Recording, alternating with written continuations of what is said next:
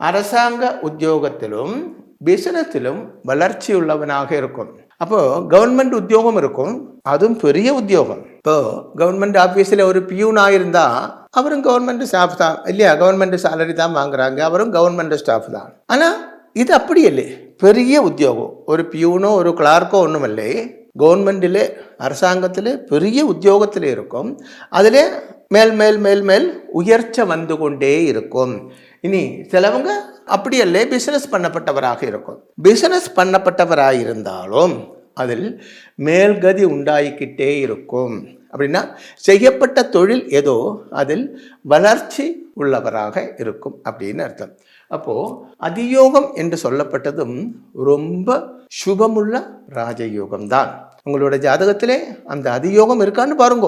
இந்த யோகங்கள் எல்லாம் இருந்தால் முன்ஜென்மத்தில் நீங்க ரொம்ப புண்ணியம் செய்த ஆத்மா அப்படின்னு அர்த்தம்.